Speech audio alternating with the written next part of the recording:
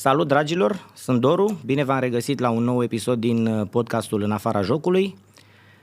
Vreau să le mulțumesc pentru început sponsorilor noștri de la Ebi Fish, ferma piscicolă, serviciul Auto Geniali și de la Vinuri Shop. De data aceasta am un om foarte drag mie alături, un om care l-a readus pe buzele românilor pe Michael Jackson, dar fără să fie vorba de muzică. Doamnelor și domnilor, circanul, entertainerul, marele fan Ronaldo, ce să mai zic, Florin Răgălie. Omul Răgălie Florin. Omul. Și mersi de invitație. Cu drag, Florine. Este o perioadă, zic eu, tocmai potrivită să ne vedem. Da, chiar da. Aflându-ne în plină desfășurare a campionatului mondial, dar vom discuta și vom relua discuția despre campionatul mondial. Mai înainte de toate, aș vrea să-l întreb pe Florin. Ce mai faci, Florine? Ce mai faci? Cum ești? Cum îți merge? Bună întrebare. Bună întrebare. Ce mișto este să te întrebe cineva după un timp. Ce faci, bă, Florin? Ce mai faci, bă? Cum ești? Știi că asta lipsește în zilele noastre, indiferent de ce facem, asta lipsește. Ce să fac?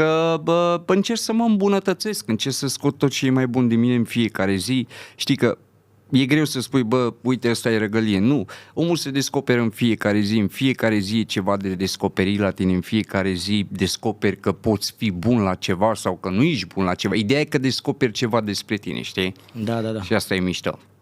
Florine, ai văzut că în semn de respect pentru tot ce a însemnat Michael Jackson și pentru tine, că l-ai readus în discuție, mi-am luat un tricou cu regele pop. Regele pe bune al muzicii, da. Nu? Ce? Păi și acum post-mortem. Deci nu e Elvis. Nu, din punctul meu de vedere, post-mortem, ce face acum Michael Jackson și în ce fel reușește încă să vândă cu sute, zeci de milioane de dolari, asta ne spune într-adevăr cine a fost Michael Jackson. Adică să inspire atât de multe generații e incredibil. Da. Absolut. Până la urmă despre asta e vorba când ești un artist mare, să lași în urma ta muzica să dăinuiască și după moarte foarte, foarte mulți ani. Absolut. Și nu doar cântărezi, nu doar... Nu, dar uite, aici în orice domeniu ai fi. Nu știu, Muhammad Ali, aici l-aș pune și pe Cristiano Ronaldo. Sunt oameni care au schimbat cursul istoriei odată pentru totdeauna și sunt oameni, nu sunt mulți oameni de genul ăsta, dar sunt într-adevăr niște nume atât de sonore încât chiar și de acum în 100 de ani va avea aceeași rezonanță. Când spui Michael Jackson, când spui Michael Jordan, când spui nu știu, Cristiano Ronaldo. Chiar și la tenis, Roger Federer sau... Ce nu mai vorbim și acolo, din punctul meu de vedere este cel mai greu sport. Deci poate cumva sportul să schimbe vieți, mentalități? Absolut. Adică uitându-ne la copilașii ăștia care vin. În primul rând sportul îți dă o șansă. Îți dă o șansă. Prin sport, nu știu, dacă ne uităm în istorie, sunt foarte mulți atleți care astăzi sunt legende și care la începuturile lor nu aveau absolut nimic și de-aia... Și sunt realizați acum, Da, sportul schimbă vieți. Și nu doar financiar, realizați în tot ceea ce privește viața lor, nu? Absolut. Până la urmă nu e vorba despre ce acumulezi, Doru, e vorba despre procesul în sine. Și poți să oferi mai departe. Absolut. Despre asta e vorba. Să inspiri copii, să inspiri generații. Da. Și mie îmi place să fac asta. Mă uit, sunt un fan înrăit al tău pe TikTok, nu cred că sunt 10 clipuri pe care să nu ți le văd. Da. Și chiar apreciam la tine că, dat fiind faptul că tu ai avut o viață mai grea, îți dorești cumva așa, nu știu, să ridici omul de la pământ, așa, să-l motivezi. Foarte mult îmi plac clipurile tale motivaționale, foarte mult îmi place relația pe care o ai cu copiii și o dezvolți și mi se pare că, uitându-ne la conținutul tău, putem să înțelegem ceva de acolo, știi? Acum TikTok-ul a luat o raznă așa pe un trend din ăsta în care e prea mult, se dezbracă oamenii, fetele prea mult, își arată lucruri pe care n-ar trebui să le vadă decât persoane intime. Da. Ceilalți, de altă parte, oamenii ăștia, nu știu, tot felul de vagabonzi, de golani. Băi, tu ai alt conținut, tu ne transmiți ceva. Putem să luăm de la A la Z pe Florin Răgălie și să spunem, băi, ăsta ne dă un mesaj clar. Da. Vezi tu că asta, toți cei despre care ai vorbit mai devreme, poate nu au trăit ce am trăit eu. Și atunci lucrurile pe care le fac eu vin dintr-o dorință anume și că aș fi vrut să fie cineva acolo lângă mine să-mi fi spus niște lucruri, să-mi fi spus că bă, asta e bine. Traiectoriile să ți le... Da, la mine nu a existat acel cineva. La mine am învățat prin calea grea, ca să spun așa. Adică, trebuie să te lovești de ele ca să înveți. Absolut, adică nu era nimeni acolo care să-mi zică bă, Florine, bă, nu dispera sau bă, Florine, nu face asta, că s-ar putea să-ți periclitezi viitorul și așa mai departe, știi? Da. Și lucrurile pe care le fac eu nu are treabă cu banul. Ceea ce fac eu vine dintr-o dorință și mai mult decât atât, în zilele pe care am ajuns să le trăim, ceea ce ne lipsește cu adevărat este latura asta umană. Empatia. Da, și asta dispare și oricât de mult ne-am avântat în viitor, dacă nu ne menținem latura umană, nu mai contează nimic din tot ceea ce facem. Foarte frumos. Niciodată, adică să nu știi tu să fii acolo lângă cineva în care pur și simplu tu în acel moment poți fi totul pentru el. Bă, dar absolut tot în momentul ăla, știi? Când omul nu mai are niciun fel de speranță și practic tu în acel moment tu devii lumea lui. Da. Și nu trebuie să fie ajutorul ăla material, nu trebuie să fie ajutorul ăla în care să încerci să ajuți, nu, doar prezența Revenim la ce am zis mai devreme. Telefonul ăla pe care îl aștepți, am auzit-o și eu în alte podcasturi, nu mai țin minte la cine. Telefonul ăla pe care îl aștepți ăla, sincer, bă, ce mai faci? Da. Fără niciun interes. Da. Că am ajuns să ne sunăm, prietenul meu, da exemplu, Ciprian, lucrează, matriculează mașini. Îl sun că o să-mi matriculez mașina. Și atunci, ce faci? Mă, băi, m-aș și pe mine cu actele astea să nu știu ce. Știi? Adică, băi, haideți să ne sunăm și dacă n-avem treabă cu unul cu altul. Exact. Ce mai faci? Faza e că, uite, Nu mai vezi se întâlnesc totul, nici neamurile, dar prietenii. Da, totul merge pe repede înainte astăzi. Totul merge Din pe păcate. repede înainte. Nu... Și ne grăbim către ce? Da, asta le spun și eu oamenilor. Bă, câteodată nu este vorba de a obține rezultatul. Câteodată este vorba despre procesul în sine, pentru că procesul în sine ne învață mult mai multe decât momentul în care ajungem... Decât laurii. Decât în momentul în care ajungem să excelăm și să obținem acel rezultat dorit. Și la final ai văzut că de multe ori muncești atât de mult să obții acel ceva, dar în momentul când îl obții zici, bă, parcă prea m-am strofocat, parcă prea m-am... Da. Adică ajungi cu trofeul în mână, dau un exemplu, la mine la mini-fotbal, îl am și zic, dacă drumul n-a fost atât de frumos, dacă n-am trecut prin momente frumoase și am făcut totul așa pe repede și fără să ne bucurăm de toată sesiunea asta de anul ăsta, de ce îl mai avem acum, nu? Procesul în sine, ăla te face puternic, ăla te face să treci prin diferite stări, ăla te face să ai răbdare, ăla te face să te îmbunătățești, să cauți soluții.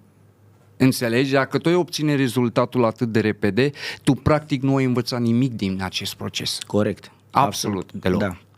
Adică... Zi-mi în partea asta în care ai luat-o tu cu TikTok-ul, cum vezi lucrurile? Unde crezi că te poți duce mai departe? Ce ai vrea să faci mai departe, știi? Adică nu zic să dai tu tipsuri acum și ponturi pentru alții, dar te întreb. Din contră, pe mine m-ar bucura dacă cineva m-ar întreba, bă, okay. Florine, cum să fac? Da, pentru că mie nu mi le-a spus nimeni. Bă, Florine, cum să facă un tânăr să intre pe TikTok și să devină viral ca Florin Răgălie? În primul rând nu te gândești Dă-i 3 sfaturi. În primul rând nu te gândești că o faci pentru bani? Să nu te gândești. Niciodată. Excludem, deci e primul... Uite, am să mă dau eu pe mine exemplu acum, ca să poată să se înțeleagă. Eu în momentul când mi-am făcut cont pe TikTok, eu habar nu aveam că poți să câștigi bani, habar nu aveam că poți să îți faci un nume pentru tine, habar nu aveam că la un moment dat s-ar putea să te cunoască o Românie întreagă, lucruri care pentru mine erau imposibile la vremea respectivă, ținând cont de traiectoria mea în viață. Nu, am intrat, știam că eu când mi-am făcut contul mi-am pus acolo direct creator, pentru că știam ce pot, știam modul meu de a caracteriza practic niște lucruri. Practic te-ai gândit la elementele tale de circ, nu? De jonglerie.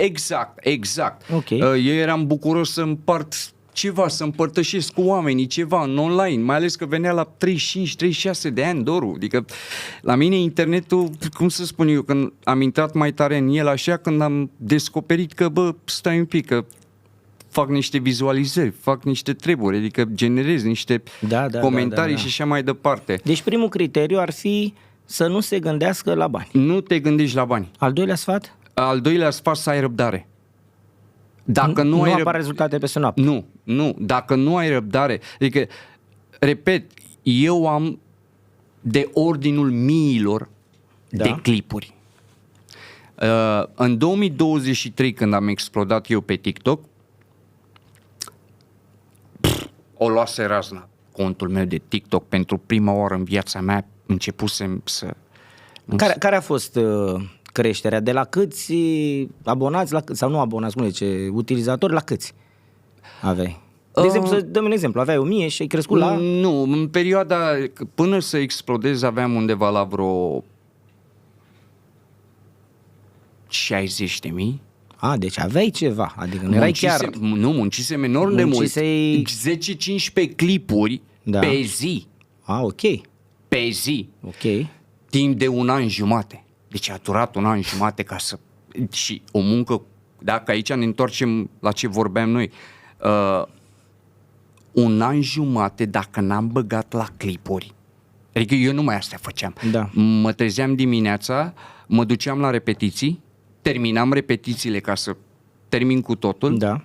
Și după aia îi dădeam, vreo 2 ore îi dădeam pe clipuri. Pe clipuri. Filmai, după aia ce acasă, editai, le puneai? Nu eram eu cel mai mare editor. Da, eu întotdeauna am avut încredere în conținutul propriu-zis, decât eu acum le învăț, asta cu editatul și așa mai departe, eu și acum le învăț. Da. Dar eu unul cred în conținutul meu. Ai aprins camera, dă-i până la capăt, bum, pe aici, pe acolo, natural. Mai pun o culoare. Da, eu nu, la mine nu există să tai, să stai că am greșit aici, mai încarc aici, nu. La mine e totul dintr-o bucată. Deci primul sfat ar fi să nu se gândească la bani când încep. Da. Al doilea sfat ar fi să aibă răbdare. Și al treilea? Și al treilea, cred eu că cel mai important din punctul meu de vedere este constanța.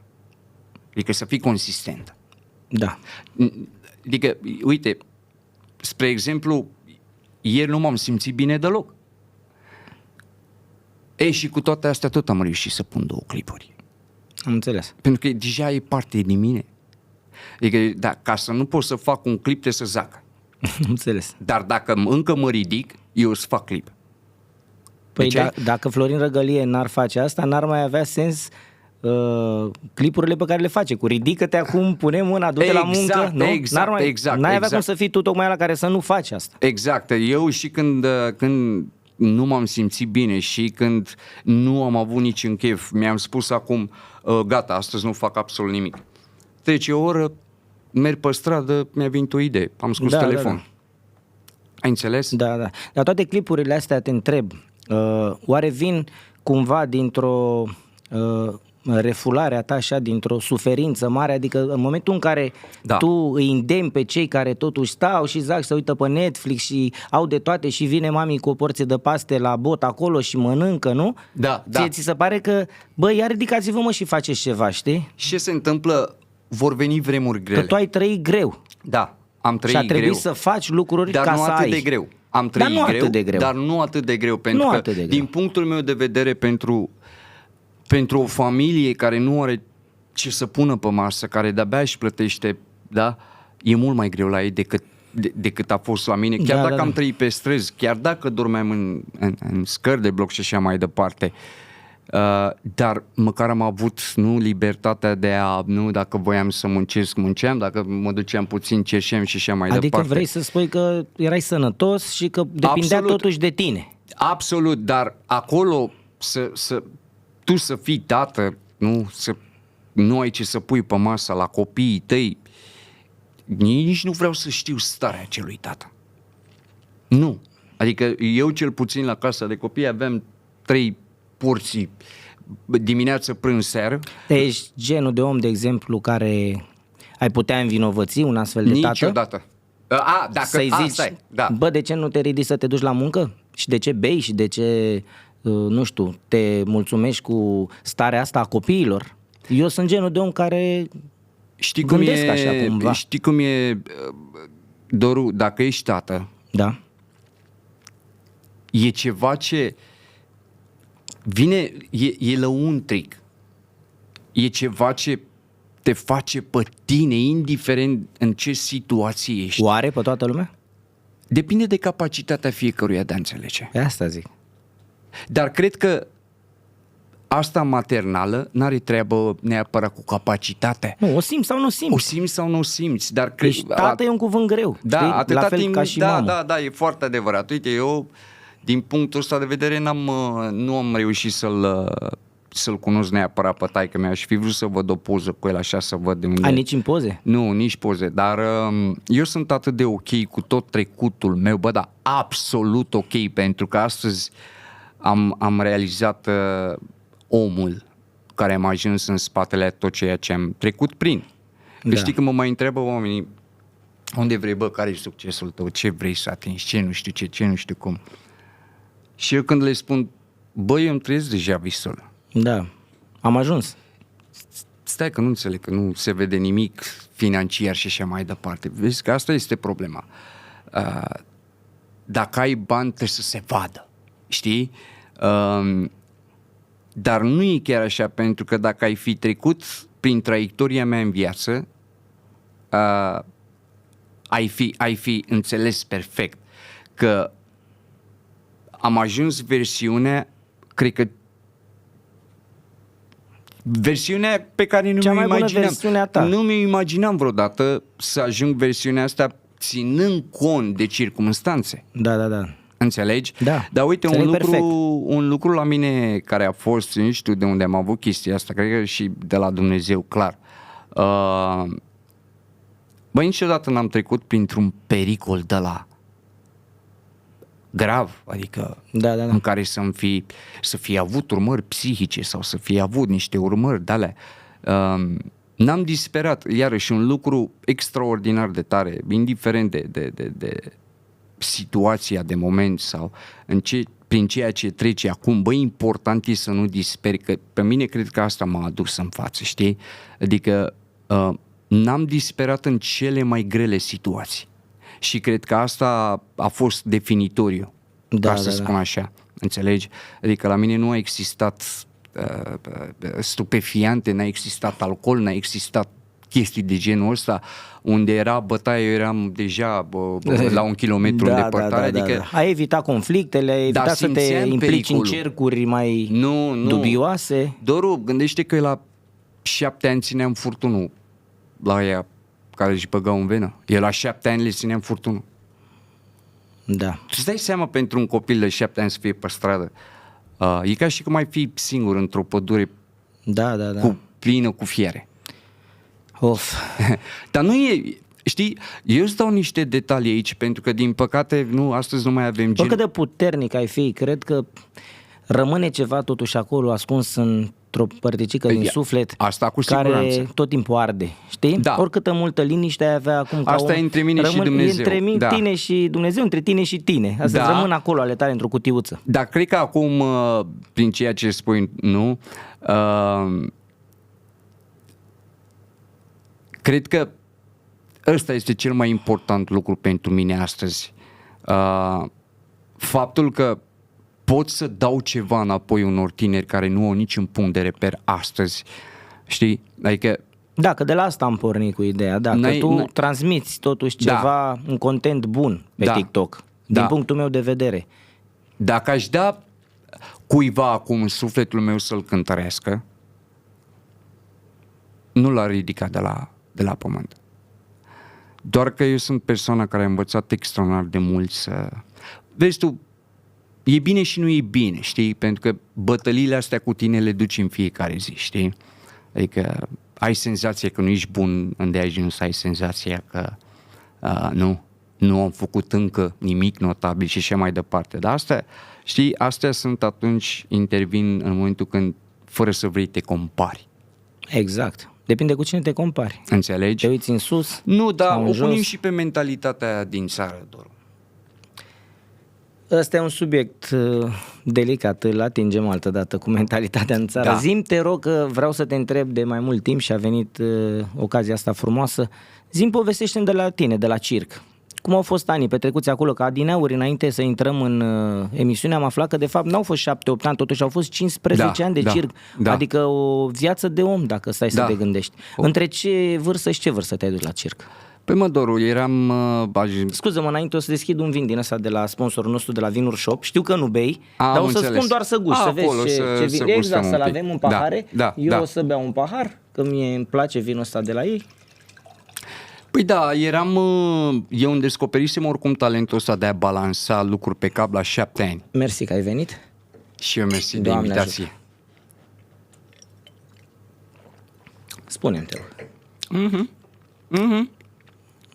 E mișto ăsta că nu trebuie să-l combin cu nimic așa de... Da, merge băut așa. E relax. Deci Eu îți deja, găsisei la 7 ani deja vocația asta. balansam chestii ok. și cumva universul meu s-a învârtit în jurul circului, nu pentru că erau oameni care îmi spuneau bă, tu ai fi bun la circ, bă, tu o să lucrezi la circ și cumva s-au implementat în capul meu lucrurile astea. Și la 18 ani deja, nu, dacă faci parte dintr-un sistem deja e cam gata, deja trebuie să știi ce și cum, ce vrei și așa mai departe. Și am reușit să iau legătura cu cineva și să intru la circ. Crede-mă că... Ai dat probe sau cum să faci? Nu știu. Nu, pur și Te-au simplu... luat niște oameni și zicea, mă, ce știi să faci? Intrase cineva de acolo, de la centru, intrase deja la circ. Deja avea vreo 2 ani de zile, 3 ani de zile acolo. Și tu cât ai zis că aveai? Ca vârstă? 18 ani. 18 ani deja. 18 ani aveam deja. Erai mare pentru circ. Da. Adică ăștia încep de la 3 ani. Da, stai că o să zic. Adică, ok. La circ, când am intrat prima oară, încă aveam chestia asta de a mă, nu știu, de a fi complexat. Nu știam dacă prin imaginea mea o să mă accepte. Am înțeles. Și așa mai departe, știi? Mai veneau acolo 2-3 copii de la centru care unii dintre ei furau, nu erau serioși și așa mai departe. Și eu care voiam extraordinar. Hai să vă cataloghează pe toți la fel? Da. Și mi-a zis persoana asta, bă, tu ești ultima persoană pe care o aduc. Da, pentru că te văd în fiecare zi, te rogi de mine, în fiecare zi ești mai zăpăcit. Și am ajuns acolo, încă mergeam la liceu, la ăsta de meserii. Da. Și mergeam dimineața la circ, mă trezeam la 7, călătoream o oră și ceva cu tramvaiul, 34 de la Apărător până la Ștefan cel Mare, da. în fiecare dimineață. Deci eu ajungeam undeva pe la 4 acasă și în primii 4 ani de zile nu am colectat niciun ban. Pentru că cumva trebuia să degajez acea siguranță, faptul că eu eram conștient. Adică nu te-au băgat în spectacole sau nu ți-au dat bani din spectacole? Nu m-au băgat în spectacole, n-avea cum să mă bage imediat în spectacole, dar recunosc că mă bucur că nu am colectat. Făcut-o repede, nu? Da, pentru că nu neapărat că mă pierdeam eu sau ceva de genul ăsta, dar în același timp știam că trebuie să lucrez la imagine. Știam că trebuie să repar ce au făcut unii înainte. Okay. Știam de unde vin, știam că nu e ușor și atunci eu trebuia să trag foarte tare la imagine. Ca o paranteză, trage tare un copil venit de la orfelinat mai tare decât, nu știu, unul normal când li se oferă același job? 100%. 100%, nu? 100% pentru că acel copil învață sau acel tânăr apreciază viața diferit față de celălalt care probabil vine dintr-o familie. Eu, spre exemplu, când am ajuns în Palma de Mallorca, unde am văzut pentru prima oară palmieri în viața mea și am văzut hotelurile alea acolo, nu a existat o zi în 6 luni de zile ca eu să nu-i mulțumesc lui Dumnezeu că te-a adus acolo. Unde eram. Da. Și eram atât de fericit și atât de mândru de mine că mă aflu acolo și... Te-ai dus cu circul? Da, sau da. Cu circul? Am avut un contract. Ți-a oferit multe circul. Da, nu, ți-a oferit circul, totul mi-a oferit totul, circul. Nu? O viață... Da, mi-a oferit în primul rând șansa de a face ceva pentru mine. Mi-a oferit șansa de a deveni un om ca să spun așa. Înțelegi? Cu toate că deja aveam o bază solidă până acolo, nu? Dar am tras tare la circ și n-am fost eu cel mai talentat în jonglerie, Dar ai muncit mult. dar am muncit mult, că eu când am intrat prima oară și l-am văzut pe unul că jongla cu 7 mingi când eu nu știam să arunc o minge în aer și el jongla cu 7 mingi, am zis că Bă, trebuie să mă las, că nu e... da, adică greu, dar eu zic că pentru nivelul meu și cum, ținând cont de circunstanțe, s-ar fi putut mai bine 100%. Dar în același timp să pot să învăț o meserie cu care să pot să supraviețuiesc oriunde în lumea asta. Să nu fiu nevoit să dau un telefon. Păi eu, Doru, 10 ani de zile cât am fost pe afară, eu n-am dat un telefon să întreb pe cineva de ceva. Nu am sunat pe nimeni în viața mea cât am fost acolo. Pentru că ieșeam seara la baruri, îmi făceam banul meu, n-aveam nicio problemă. Adică Îți făceai banii, trăiai viața normal. Și plus lucrurile pe care eu sunt și... Mie îmi place să absorb informații, pentru că mi-am dat seama că eu nu am fost educat atât de mult și mi-am dat seama astăzi că totul vine cu educație, indiferent de ce faci. Dacă nu ai educație, e greu să ajungi la un nivel. 100%. Și tu, neavând bazele astea de acasă, a trebuit să le adulmești pe parcurs. Tu le înveți încă de copil.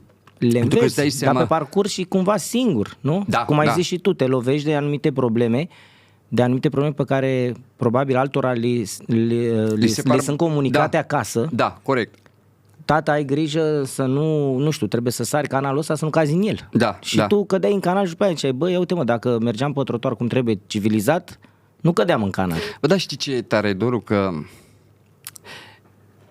mie îmi spuneau profesorile alea de acolo, de la centru, ce bă, Florine, tu ești un copil special și ești cel mai diferit față de toți. Când făceam o boacănă, dacă nu trăgeau de mine, bă, idiotule, ta-da-da. Îmi spuneau că sunt diferit. Că, da, încercau să te țină totuși. Da.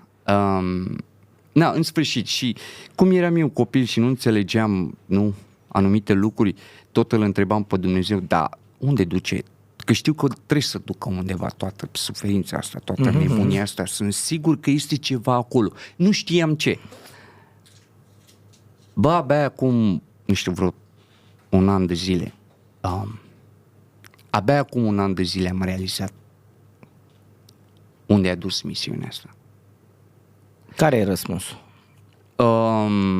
Faptul că astăzi pot fi un pansament pe sufletul omului atunci când el nu mai are nicio speranță. Te bucură mesajele oamenilor? Că-ți citești și eu de multe ori citesc mesajele de la postările tale, mesajele oamenilor și în afară de hate-ul cu care s-a obișnuit toată lumea de pe TikTok, că mai sunt și oameni care nu apreciază o muncă depusă, ei habar n-au că în spatele acelor clipuri a fost muncă, habar n-au că vrei să transmiți un mesaj, să nu se uite la mesaj. În spatele clipurilor este o poveste. Este o poveste și muncă și poveste. Da. Și în afară de asta, te bucură când vezi atât de multe mesaje frumoase, atât de multe mesaje în care oamenii îți mulțumesc, în care zic, băi Florine, chiar m-am gândit să mă duc la muncă, pe bune, și eu chiar îi cred pe unii. Unii zic și în Caterinca, unii zic și adevărat. Da. Tu îmi spui de comentariile care se văd publice. Da. Dar sunt comentarii care nu se văd și sunt în privat. Probabil mesaje alea frumoase, probabil că vin în privat. Am să spun unul dintre ele. Ăla te-a emoționat cel mai tare? Și nu numai ăla. Și nu numai ăla, unul dintre ele. Din păcate, trăim într-o eră în care oamenii nu sunt puternici și ajung să recurgă la ultimul gest. Și am citit un mesaj ceva de genul: Florine, deja în ziua respectivă mergeam spre locul, da,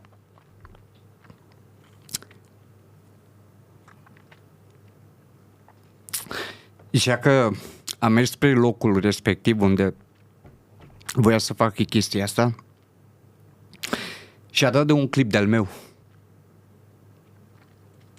și zice: în seara aia ți-am vizionat toate clipurile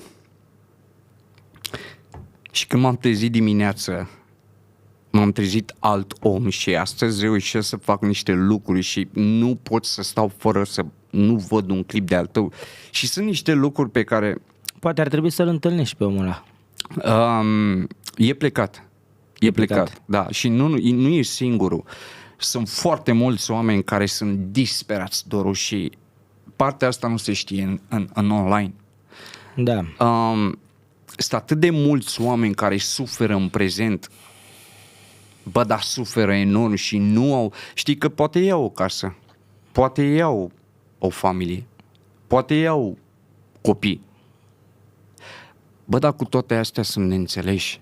Nu au cui să-și spună o durere, nu poți să spui tot ce ai pe suflet familiei, nu poți să spui pe suflet unui prieten, nu poți să spui ce ai pe suflet oamenilor de lângă tine. De-aia oamenii preferă să se ducă la psiholog sau la terapeut. Da.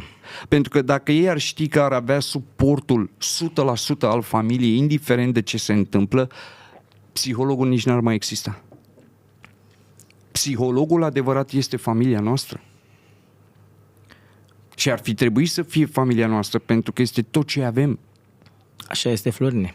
Din păcate, nu toate familiile sunt reușite, nu toate familiile pot comunica.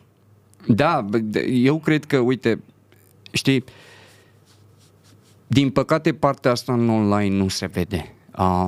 Adică pentru tine, spunând toate lucrurile astea cu atât de multă emoție, recunosc că și pe mine m-a emoționat până la lacrimi. Încerc să nu le arăt atât de mult, Doru, exact. pentru că dacă... Tu cumva încerci să înțelegi de ce toți oamenii ăștia care au soție, copii, mamă, tată, ajung să recurgă la anumite chestii, ajung să se ducă la psihologi, nu pot trece și eu sau alții ca mine am reușit neavând pe nimeni. Da. Având doar strada, cum ai spus tu, o junglă. Da. Care strada e o junglă. Este o junglă. Este o junglă. Încerci să le pui în balanță și să te gândești, băi, oare de ce nu reușesc ăștia așa cu tot ce au, cu copii, cu soție, iubiți de părinți, nu știu, iubindu-și familia și totuși ei nu reușesc să treacă mental peste anumite probleme. Și tu, neavând nimic, felicitări ție, ai fost destul de puternic, destul de inteligent, că eu cred că asta este acolo, este inteligență nativă. Câtuși, este inteligență nativă să poți să treci. Vezi? Să nu pici, că tu aveai de un fir de ață să eșuezi. Da, dar repet, cum îmi spuneau și oameni de acolo, nu, bă, Florin, ești un băiat special, o să ajungi bine și așa mai departe. Și ca să-ți răspund la întrebarea ta de mai devreme, tu ca și copil ajungi să înțelegi niște lucruri, ajungi să înțelegi că nu e nimeni acolo, îți dai seama de faptul că nu e nimeni acolo să te salveze și atunci nu ai decât să mergi mai departe, da? Sunt momente când plângi, sunt momente când îți e greu, dar te împinge, n-ai ce să faci, te împinge, trebuie să mergi în continuare, n-ai cum să te oprești. Vezi tu, oamenii ăștia din familie niciodată n-au avut în copilăria lor lucruri de genul ăsta, n-au fost nevoiți să stea în ploaie, să dormă în frig pe la scara, casa liftului și așa mai departe. Adică n-au dat de adevăratele probleme, adevăratele greutăți, nu? Că poate și eu mă plâng câteodată și prietenii din jur îmi spun, tu ești sănătos, uite ce problemă am eu, uite ce mi se întâmplă mie, uite cu ce mă confrunt eu. Fiecare crede că problema lui e cea mai importantă. Eu cred că știi ceea ce lipsește oamenilor astăzi cu desăvârșire. Și aici o să pun accent pe lucrul ăsta. Deși noi suntem perfect sănătoși, deși ne întoarcem acasă la copiii noștri, la familia noastră, jobul este ok, nu, copiii îmi sunt ok, faptul că nu mai suntem recunoscători pentru ceea ce avem și în continuare vrem chestia asta pentru că totul în jurul nostru merge pe repede înainte și se spune că nu ai timp să înțelegi prea multe, trebuie să le prinzi din mers. Adaptarea este cel mai mare skill al omului. Omului nostru, din zilele noastre. Al omului, din zilele noastre. Adaptarea. Uite, eu de multe ori nu vreau să mă adaptez. Da, și e bine dacă Nu vreau. Nu vrei să te adaptezi, dar știi cum e? Nu te adaptezi după cerințele altora, te adaptezi după cerințele tale. Probabil că da. Despre asta e vorba. Da. Adică nu vrem să ne adaptăm după cerințele altora. Așa e, da. Încercăm să le facem noi pe ale noastre și să ne adaptăm la ce avem. Da. Să ne descurcăm cu ce avem.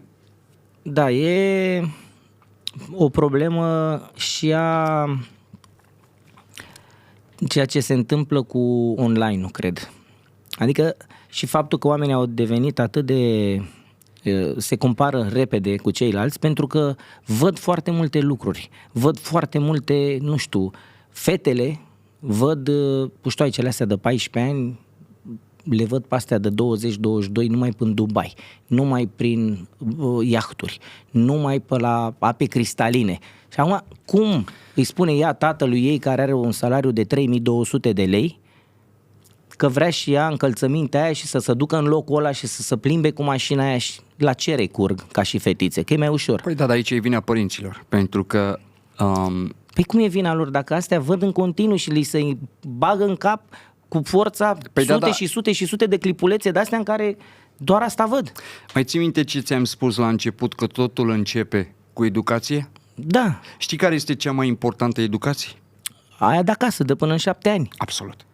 Iar dacă Dar și cât de mult să ruptă părinții acum 7 ani de zile, că nu de 7 ani e vorba, nu de cei 7 ani e vorba, că până la 2-3 ani nu înțelege nimic, că tu îi spui pe ureche iese, da. Pe una intră pe alta iese, e vorba de câțiva anișori, de pe la 4 ani, când poți cât de cât să comunici cu el și să și înțeleagă niște lucruri, până la 7-8 ani când îl dai la școală. Dar educația maternală nu ar trebui să oprească până undeva pe la vreo...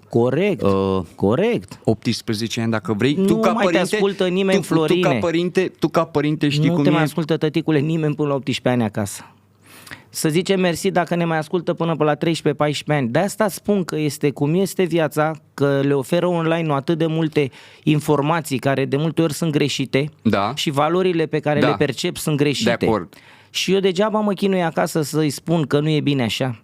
Când va fi cumva copilul meu, cumva, marginalizat de grupul ăla de 12 fetițe, 8 fetițe care se comportă și acționează într-un alt fel decât a mea.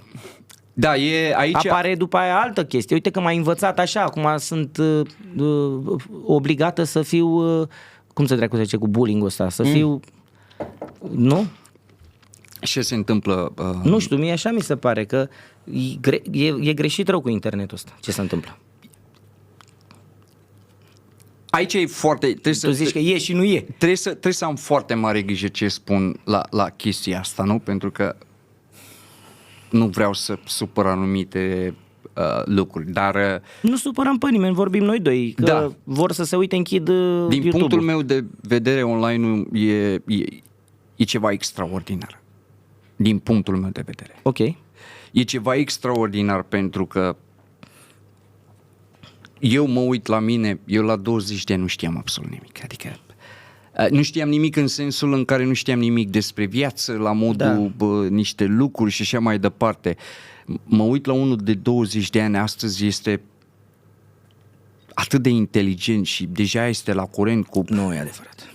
Crede-mă, poate nu are experiența de viață. Nu știu dacă sunt inteligenți. Au anumite informații, cum ai spus tu mai devreme. Informațiile alea care interesează pe ei. Sunt născuți în era asta. Ia să-mi dai și mie un șervețel de la, te rog. Au informațiile care interesează pe ei, Florine. Da. Inteligenți nu sunt. Și s-a demonstrat prin studii că trăim decada cea mai grea din punct de vedere al dezvoltării copiilor. Este foarte adevărat, este foarte adevărat. Uite, spre exemplu, eu până să fac TikTok cu adevărat, eu până la vreo 30.000, 40.000 făceam clipuri de reacții la anumiți TikTokari care făceau niște lucruri urâte în fața altor oameni sau la adresa altor oameni pentru bani și așa mai departe, asta ca să nu dau niciun nume aici, da? Și tot făceam chestia asta până mi-au închis contul. Bun, după ce mi-au închis contul, crede-mă că la 40 și ceva de mii mi-au închis contul și muncisem enorm de mult. Și ai luat de la zero? Și nu, am Sau ți l-au încercat, redeschis? a durat vreo 2 săptămâni, dar vreau să spun că n-am fost om în alea 2 săptămâni gândindu-mă la câtă Cât ai muncă muncit și că ți l-au închis, am depus. Când mi-au dat drumul la cont, am spus în felul următor. Și am stat și m-am gândit în timpul ăla, zic, dar eu de ce nu folosesc, platforma asta pentru luxul ăsta pe care mi-l dă? Este un lux să-mi dai șansa ca eu să pot să-ți arăt ceea ce fac, cine sunt în viața de zi cu zi, să pot să împărtășesc din experiențele vieții și așa mai departe.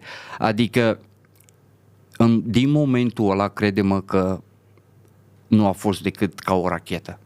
Contul meu, da? Pentru că Ai schimbat abordarea. absolut, adică Deci tu ești de părere cumva că ajută mai mult decât este o unealtă pe care dacă nu o folosești cum trebuie te poți și răni. Da, absolut, ca și ChatGPT. Nu folosi ChatGPT pentru sclipirea ta. Folosește ChatGPT ca o unealtă atunci când nu înțelegi ceva. Au ajuns oamenii să îți dea un mesaj text pe WhatsApp cu ChatGPT. Îl recunoști imediat. Eu încerc să nu folosesc atât de mult ChatGPT pentru că vreau să las creierul meu să facă treaba. Adică, ok, sunt anumite domenii în care chiar nu mă pricep sau niște lucruri. Normal că dacă l-ai la îndemână, e un fel cum eram înainte pe Google. Da, corect. Căutam pe Google când nu era. Acum dar poți nu vreau căuta să pe ajung ChatGPT. să fiu dependent de ChatGPT și eu să ajung o legumă. Normal. Adică chiar nu vreau să fac chestia asta. Tare mi-e frică că o să ajung așa. Păi eu să ajung oricum. Tare mi-e frică. Nu știu încotro merge, dar... Dacă vrei să te apuci astăzi de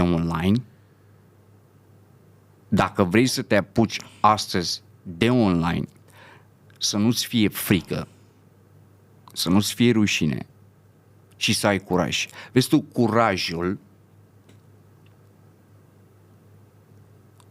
curajul îți, nu știu, te face să atingi cele mai înalte culmi, te face să îndrăznești, te face să intri în posesia unor lucruri pe care nu ți le imaginai. Uite, ceea ce lipsește astăzi tinerilor este curajul.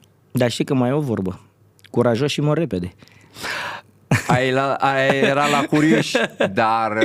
Așa, curioși, da, curioși. Dar și curajoși, ce crezi? Da, e nevoie mai mult ca oricând de curaj. E nevoie. Dacă ai curaj cât o boabă de mazăre, crede-mă. Uite, eu de-aia mulți, dar cum faci, clipurile alea?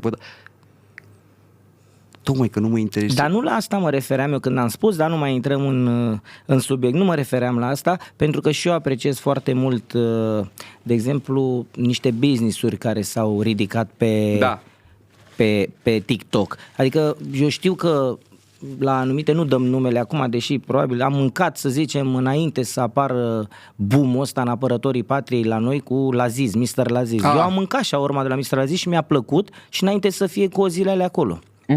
Știi? Adică omul, dacă n-ar fi fost curajos, cum ai spus tu, și n-ar fi profitat de această platformă, poate nu avea cozile și nu-i mergea atât de bine. Deși mie mi-a plăcut, dar eu de câte ori să mă duc eu dacă nu știu mulți de el, nu? Mă duc eu, se duce ăla, te duci tu, dar el are nevoie de coadă acolo ca să-i meargă foarte bine. Da, iarăși aici, uite, aș vrea, dacă tot ai stins asta cu Laziz, ceea ce trebuie să înțeleagă oamenii ăștia este că succesul acestui om nu a venit peste noapte. Normal că nu. Și e muncă mult acolo. Păi nu, tocmai asta spun, că mâncarea era bună dinainte de TikTok. Adică el, dacă mergeau oamenii acolo și mâncau și nu era bună, cu toată reclama nu mai mergeau. Uite, fii atent că ăsta este un punct pe care chiar nu l-am atins niciodată și de regulă mi este teamă să-l vorbesc, tocmai pentru că mentalitatea este cea care este, știi? Uite, foarte multă lume astăzi are senzația că dacă fac clipurile pe care le fac și că eu sunt cel mai zeul TikTok-ului, cel mai înstărit, cel mai nu știu cum. Eu chestia asta niciodată n-am făcut-o neapărat pentru bani, pentru că ceea ce am trăit și prin ce am trecut n-are treabă cu bani. Automat. Lucrurile astea, banii nu ți le pot da. Corect. Niciodată. Banii sunt o cale, sunt o poartă, sunt o... Da? Bă, dar ia să-ți iau toți banii să vedem dacă mai reușești cumva să te descurci la fel de bine, să fii la fel de încrezător, să fii la fel de... Depinde cine. Înțelegi? Depinde cui te adresezi. Dacă îi te adresezi unuia care a știut să facă bani și a ajuns unde a ajuns, chiar dacă postează el pe internet că are și că face și că drege, ăla s-ar putea să mai facă încă o dată bani. Da. Dacă te adresezi unuia care prin diferite mijloace, o moștenire, o mămică, un tătic, o mătușă, Exact. ăla nu mai face banii niciodată. Exact. Și ăla și cheltuie repede. Exact. Pentru mine ceea ce fac, niciodată nu m-am gândit la bani și niciodată nu a primat asta în capul meu. Doar că, și cum e, ok, nu o faci pentru bani, bă, dar totuși trebuie să înveți, uite, eu nu știu să mă vând, spre exemplu. Asta e o chestie de la mine, da? Eu nu știu, niciodată n-am știut să pun prețul ăla pe mine, cum știu marea majoritate. Adică dacă te sună cineva, Florine, am o deschidere de restaurant, vreau să vii să jonglezi, Da. și el îți oferă 200 de euro, tu zici, da, frate. Eu niciodată n-am știut să N-ai zis, nu mă, 600 e prețul nostru. Nu, și mă mai sună oameni. La asta te referi, nu? Da, Că nu știi să te vinzi adică la niciodată brandul tău, cum da, uite, îl putem numi. Eu cel puțin, vara trecută am fost unul dintre cei mai căutați oameni și nu am știut să Profiți. vând, să profit de chestia asta, nu, mamă, să fac acum, nu. Să trag acum, să... Uite că mie când mi-au oferit cei de la Beach Please șansa de a lucra pentru ei, niciodată nu m-am gândit la bani. Ți-a plăcut pur și simplu ideea, Păi nu, dar știi te-ai care fi e dus faza? și dacă te-ai fi dus și dacă nu, Păi nu, dar colaborai la Beach Please. Exact, eu mi-am spus încă de mic copil, când am început să-mi dau seama că am niște skill-uri și că pot să fac niște lucruri mai diferite, zic, bă, cum ar fi, mă, să fiu pe o scenă de aia mare, să mă vadă o grămadă de oameni, să pot să împărtășesc cu oamenii. Pentru mine, când chestia aia de la Beach Please a venit, Da. a fost numai aia în capul meu, din copilărie. Da. Ai realizat ceea ce ți-ai propus. Uite, eu știu că în materie de conținut pot fi și mai bine.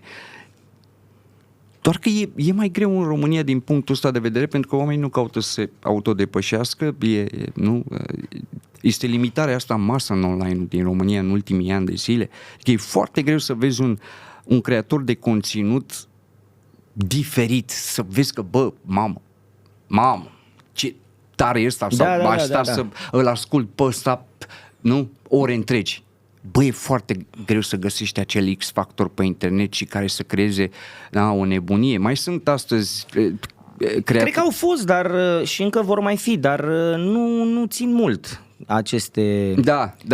Sunt valuri așa. Da, uite, eu fac din 2023 TikTok și nu m-am oprit o singură zi. Nu ai că nu te-ai oprit, tu tot timpul ai fost într-o pantă ascendentă. Da. Înțelegi? Da. N-ai luat-o niciodată în jos, n-ai avut o perioadă mare în care ai avut hate, adică tu ai avut o pantă ascendentă, ai oamenii tăi, ai targetul tău. Băi, dar Sunt mulți copii? Ca și target, cei care te urmăresc? Sunt, nu? Eu mă uit acolo la statistici și mi-arată vârsta oamenilor care mă urmăresc și cei mai mulți care mă urmăresc sunt între 18-25. Păi aia nu mai sunt copii așa. 18, bine, ei pun raportat la minimum de 18 ani. Există asta pe TikTok, nu? Da, la statistici. Dacă te uiți eu mă uit la statisticile mele, și văd acolo, media de vârstă. Da. Și bine, de astăzi astăzi e diferit, că sunt 25-34. A mai crescut deci asta. A crescut. Da, absolut. Da, pentru că, uite, ceea ce fac eu, Doru, în materie de conținut, ilustrează perfect vremurile astea în care pur și simplu chiar dacă, cum ți-am spus, ai familie și ai tot ce trebuie, dar parcă tot în sufletul tău acolo ești neînțeles și parcă totuși, da, atât de multă lume se simte singură astăzi, deși ei au familii și așa mai departe. Bă, câteodată, știi, sunt lucruri pe care nu le putem vorbi cu mama, cu tata, cu soția, cu copiii nici atât. Cu unde? Cu cine? Și recurgem la internet. Păi nu, recurgem la internet, dar până să recurgem la internet este un cumul în noi. Exact cum e paharul ăsta, dacă eu torn apă, el la un moment dat o să-mi dea afară. Și să vezi astăzi, nu? Să te gândești că, bă, n-am cui să mă destăinui, n-am cu cine să vorbesc cu adevărat, să stai să te uiți în telefon și să dai scroll și să dai scroll, că nu-ți vine să suni pe nimeni. Că știi că pe ăla e așa, ăla e așa, ăla e așa. Nu-ți vine să dai totul de pe suflet. Da. Și uite, ajungi să bagi una câte una, azi câte puțin. Și la un moment dat vine chestia asta în care... Da. Înțelegi? Zi-mi, te rog, cum vezi perioada asta cu campionatul mondial? Cum vezi numai perioada? Cum ți se pare campionatul mondial? Cred că e o întrebare pe care le-am adresat-o și prietenilor mei și am avut niște răspunsuri care, pe cât de mult m-au șocat, pe atât de mult adevăr au conținut. Da, corect. Oamenii de 38, 40, 45 de ani nu au mai acordat aceeași atenție acestui campionat mondial pe care au acordat-o acum 4 ani, 8 ani și așa mai departe. Da. Ce se întâmplă din punctul tău de vedere? Sau este și punctul tău de vedere? Nu, fiecare are un punct diferit, Da, dar probabil care e că al toate la un moment dat se întâlnesc acolo, știi? Din punctul meu de vedere este politic acest campionat mondial. Ok. Și cred că este pentru prima... De fapt, poți să spui că și în Qatar a fost o chestie, dar astăzi este fără perdea, dacă vrei.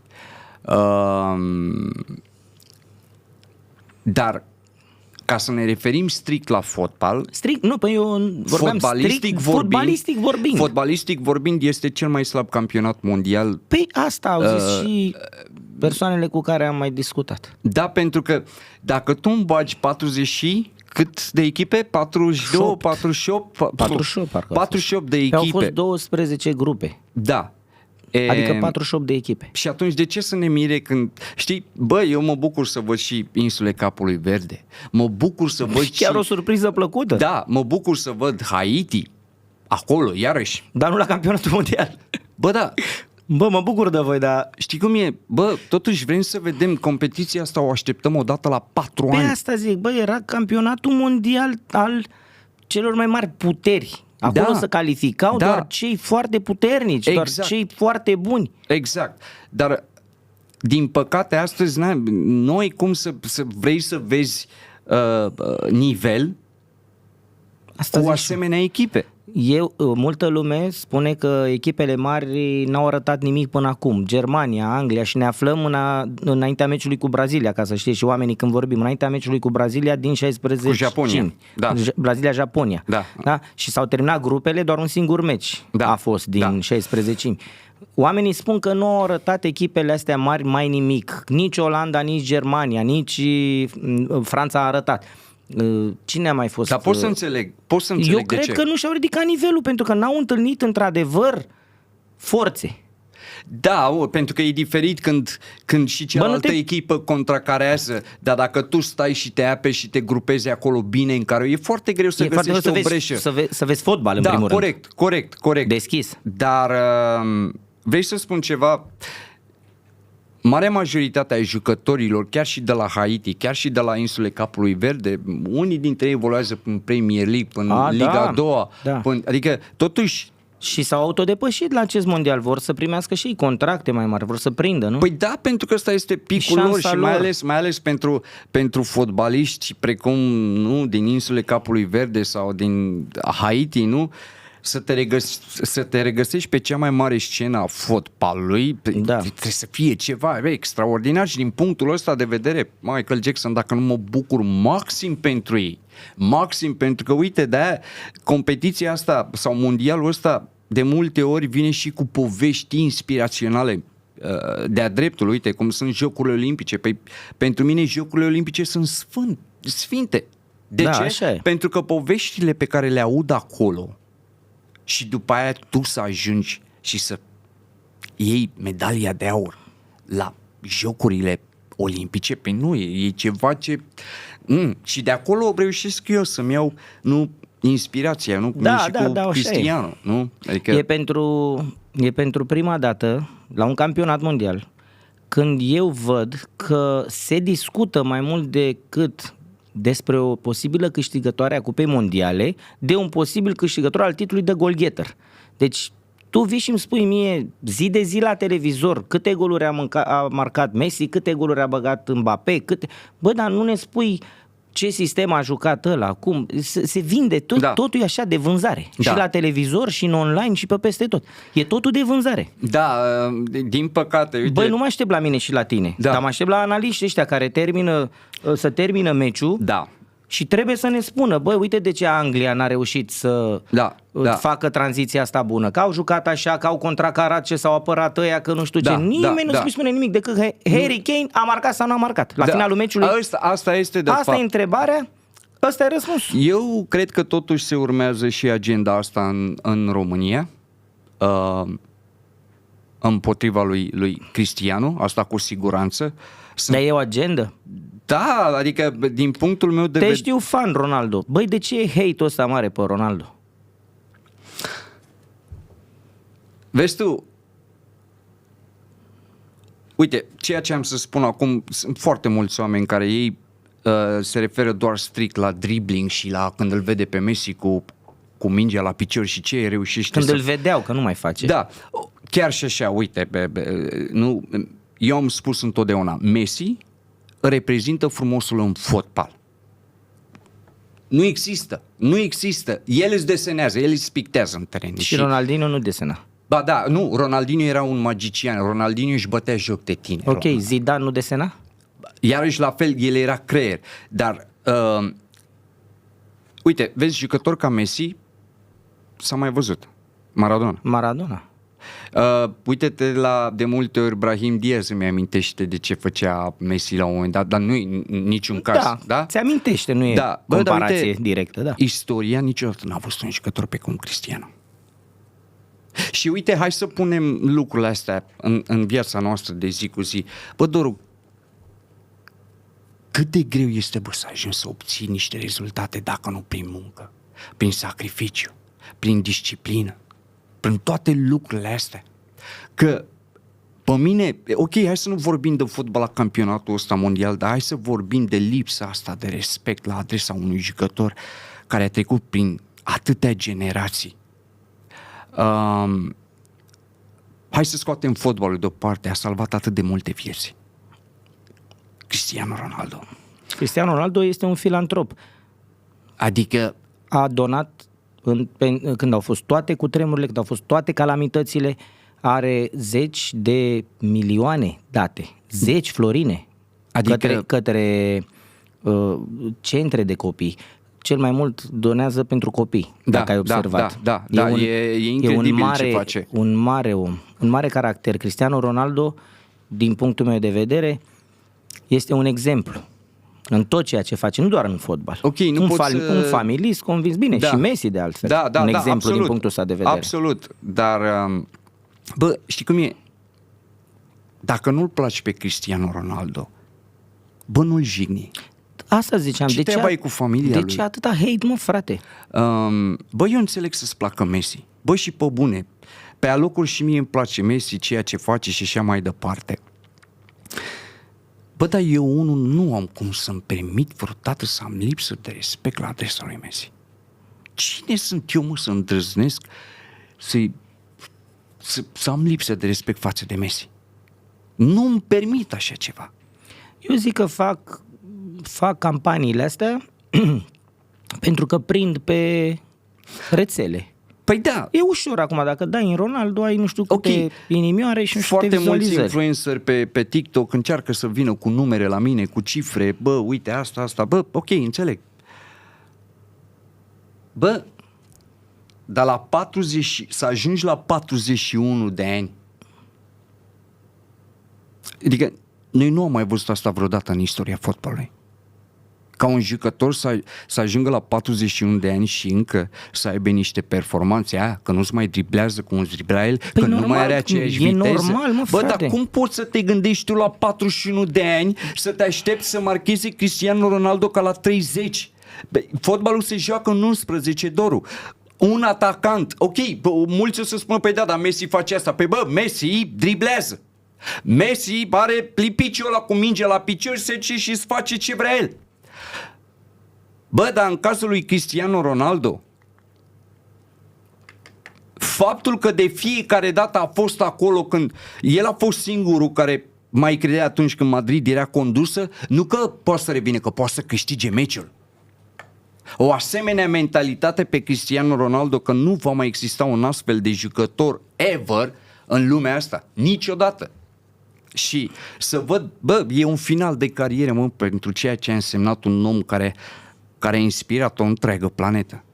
Copii flămânzi în lumea Și asta. atâta lipsă de respect. Copii flămânzi în lumea asta care se culcă flămânzi cu gândul la Cristiano, se trezesc flămânzi cu gândul la Cristiano Ronaldo, că într-o bună zi vor putea să. Perfect adevărat. Și atunci, cum putem, bă, să avem lipsa asta de respect când este finalul de carieră? Noi aici ne luăm rămas bun de la... Nu-l punem jos, pentru că, bă, odată ce s-a retras, S-a terminat și cu CR7. s-a terminat. Bine, din alte puncte de vedere, că nu se termine cu CR7. Nu, dar pentru mine fotbalul în ziua în care Cristiano Ronaldo s-a retras, pentru mine fotbalul nu va mai avea nu voi mai avea acea emoție niciodată. Și din punctul ăsta de vedere, la care este hate-ul acum în online, îmi doresc ca Portugalia să iasă de la campionatul mondial, dacă nu reușesc să... Bă, hate-ul ăsta la adresa lui Cristiano Ronaldo, bă, știi cât mă deranjează pe dinăuntrul meu? Te cred. Bă, îți dau cuvântul meu de onoare. Bă, mă uit la Cristiano Ronaldo în teren, când mai ratează una mai... Bă, parcă sunt singurul care simte ce e în sufletul lui să moară. Nu ești singurul, să știi că sunt mulți care sunt... Da, așa o vezi tu, da. Dar și de ce mai mult mă doare de hate-ul care vine după. Care vine după, știi, și că știi că o să zică, păi fii atent, acum a dat 2 goluri în al doilea meci, nu? În al doilea dat? În al doilea. Că le-a dat, da, cu ăia le dai, mă. Dacă nu dădea, băi, e un campionat mondial, nici Messi n-a dat cu Brazilia și cu Italia. Da, a dat, bine, Italia nu e acolo, dar stai, mă, le-a dat, a fost acolo la 41 de ani și le-a dat. A avut sânge rece în fața porții de 2 ori. Dacă joacă cu echipă bună și dă un gol, doar un gol, dacă nu dă, pe prost și e terminat. S-a terminat cu el, ce caută, îi încurcă pe aia la Portugalia, de-aia nu joacă Portugalia. Înțelegi? Orice ar face omul ăsta, nu e bine, mă. Nu e bine. Uite, din punctul ăsta de vedere, că tot ai atins chestia asta, uite, aici am să ating un punct. Mă uit la Argentina. Așa? Nu există ca un jucător să... Nu. De-aia Messi a reușit să ajungă la 6. Bine, cumva se caută doar cu pasele astea pe Messi. Argentina este doar pentru Messi. Dacă Cristiano Ronaldo avea parte de suportul colegilor la Portugalia. Ok, nu-ți înscrie Cristiano Ronaldo? Dar de ce nu există un jucător care să marcheze el? De ce trebuie să mă aștept la 41 de ani Cristiano Ronaldo să-mi fie definitoriu? Păi să zic. E obișnuit așa, știu. Da, e obișnuit așa. Ceilalți nu se scriu nici 3 rânduri despre Bruno Fernandes dacă nu dă gol. Nu, sau despre, nu știu, cine e rezerva lui ăsta de la luat AC Milan acum, Gonzalo Ramos, nu? Da. Tu te uiți că Portugalia stă în Cristiano Ronaldo? Da, absolut. Unde n-ai băi echipa aia care să ia campionatul mondial? Că la ăștia Lautaro Martinez e rezerva lui ăsta, nu? Da. Lui Messi. Știi ce se întâmplă?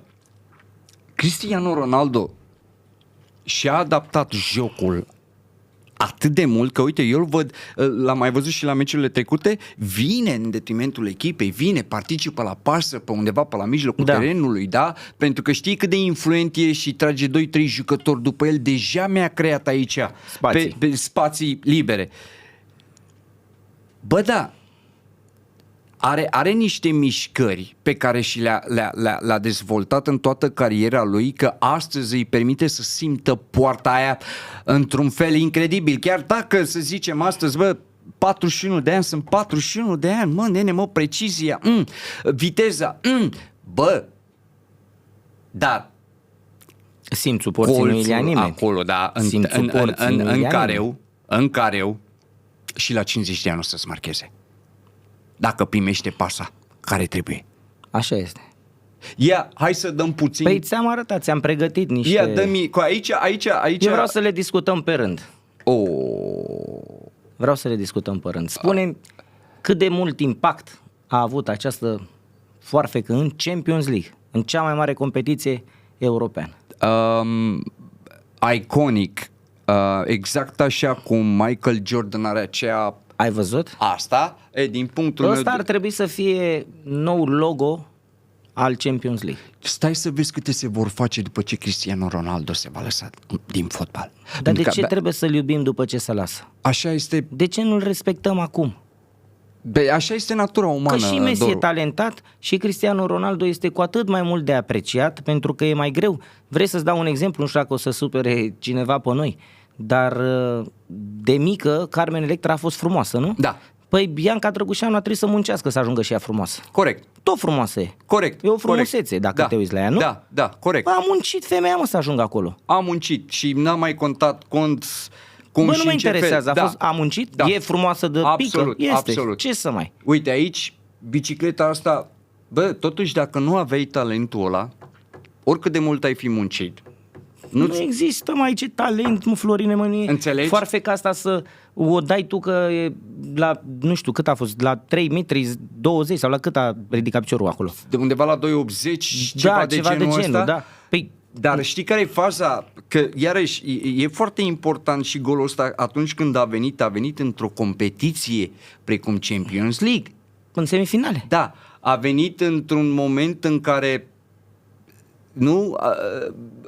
la Juventus acasă.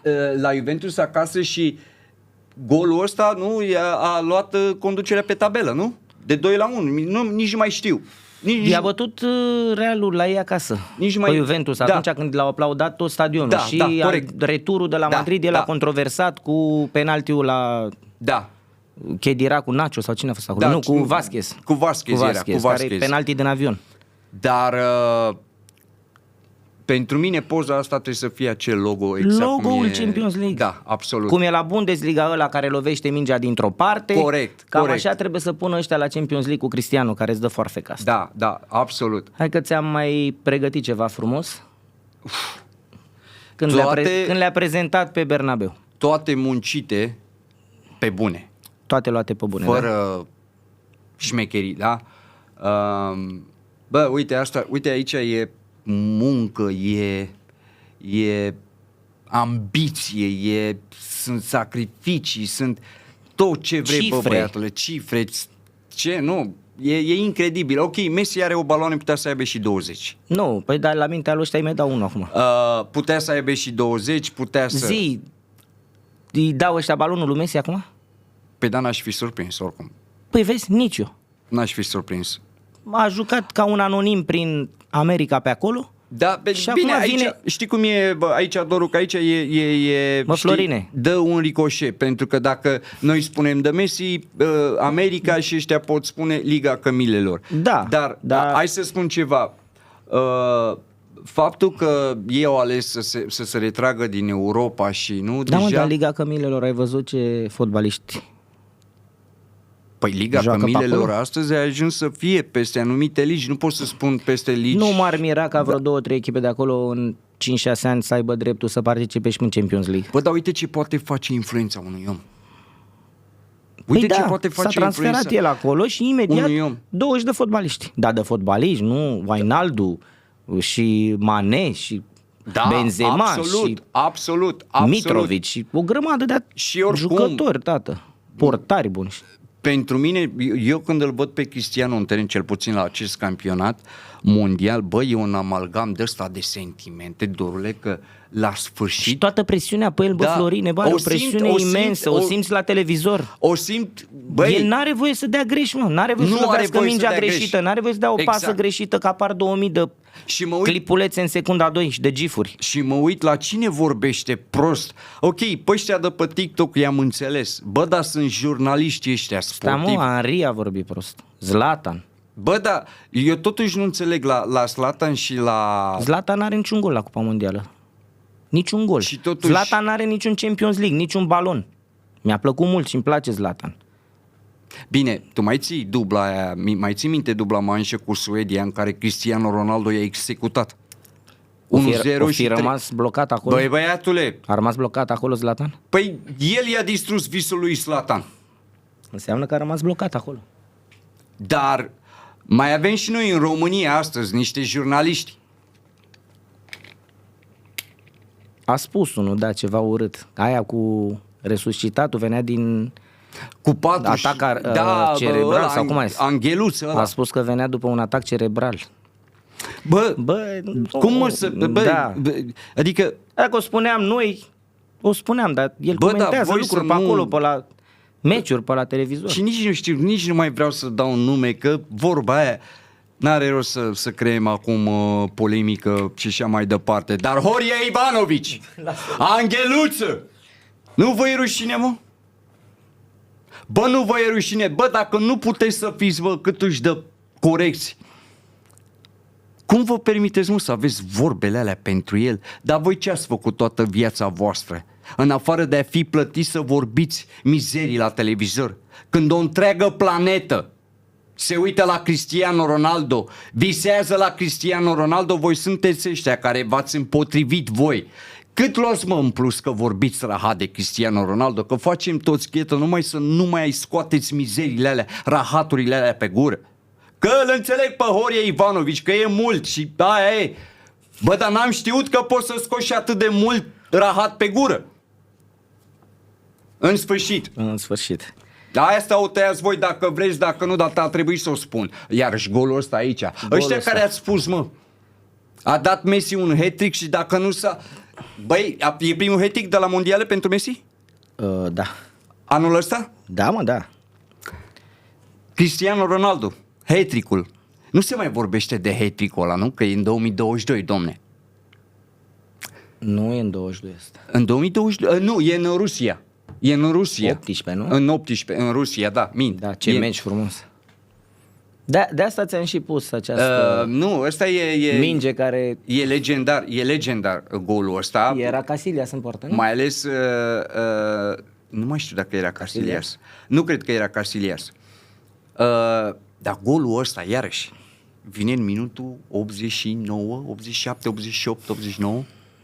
Acolo e, când egalează. Toată planeta se uită. Da. Toată planeta așteaptă. Și cum vorbește el cu el. Da. Ce își spune acolo, hai că poți. Păi asta s-a întâmplat Cristiano. și cu I am back. Oamenii nu și-au dat seama că de fapt el se motivează. Da. El nu a spus-o într-un mod în care să a fost fie absent. Da, și să... Așa se motivează. Da, Dacă mă, da. pe mine mă vezi pe stradă... Probabil că era un răspuns către răutăți. Bine, Ăsta cu I'm back. Mie și- Nu e ca și cum ar spune el despre el că a fost absent. Uite, Că mulți- asta așa au interpretat-o rău. dar mulți spun, dacă nu era arogant, dacă nu era arogant... Dar oare... Păi tu îți dai seama că ăștia dacă le dai 2000 de lei în buzunar nu mai ne înțelegem cu ei? Incredibil. De aroganță. Și iarăși- Schimbă mersul pe stradă și vorbesc Te că e uiți- arogant Ronaldo? Te uiți la unii pe internet cum vorbesc de Cristiano Ronaldo. Bă, ok, fii atent. Eu vă dau un challenge, mă. Eu vă dau un challenge pentru mulți dintre voi. Vreau să faceți 10 clipuri, exact cele pe care le faceți, dar fără să încercați să dați în Cristiano Ronaldo. Ăsta este un challenge pentru voi. De fapt, nici nu cred că mai are rost să faceți clipul, că nu o să vă genereze vizualizări. Bă, încercați să nu dați în Cristiano Ronaldo. Pe mine m-ați auzit vorbind de foarte multe ori de Messi. De câte ori m-ați auzit să am lipsă de respect față de el sau oricând vorbesc de Cristiano Ronaldo să dau un Messi. În sfârșit, hai să dăm faza de la... Eu îți dau faza asta, după aia îți dau altceva dacă vrei. Bun. De ce nu se acordă cartonaj roșu? Fără să zicem nimic de Messi, că nu trebuie să zicem noi ceva de Messi, dar de ce nu se acordă cartonaj roșu la intrarea asta? E simplu, ar fi însemnat un dezastru pentru FIFA. Pentru Cupa Mondială? Da. Ar fi însemnat un dezastru ca Messi să fie Deci eliminat. totul înseamnă acum bani, media, sponsori și așa mai departe. Și Da? Miliardele astea cheltuite, E campionatul erau mondial. miliarde cheltuite fără de folos dacă nu l-aveau pe Messi sau pe Ronaldo sau nu știu, pe Păi nu, e clar că cine mai e pe acolo, Mbappé și așa mai departe, nu? tu știi că... Nu, Mâine dacă Mbappé intră la fel, e tratat la fel? Vezi că, uite, știi ce s-a creat la această cupă mondială? După faza asta, orice galben sau orice roșu era irelevant. Sau este irelevant. Pentru că dacă după o asemenea fază tu nu mi-ai dat nici măcar cartonaș galben, tu deja practic acum mi-ai omorât toată cupa mondială, pentru că nu o să se mai arbitreze corect. Florine, se putea întâmpla asta în orice meci, da? Înainte de VAR. Înainte de VAR. Se putea întâmpla că nu vede ăla, naiba. Da, corect. Dar corect. acum ai 20 de camere și VAR. Băi, și asta mor pe cei care, pe fanii Messi, cei care vorbesc prost, nu toți. Bă, cât de deziluzional, mă, să fii. Ok, Messi nu este cunoscut ca fiind Un jucător Pepe. agresiv. Da, Na, corect.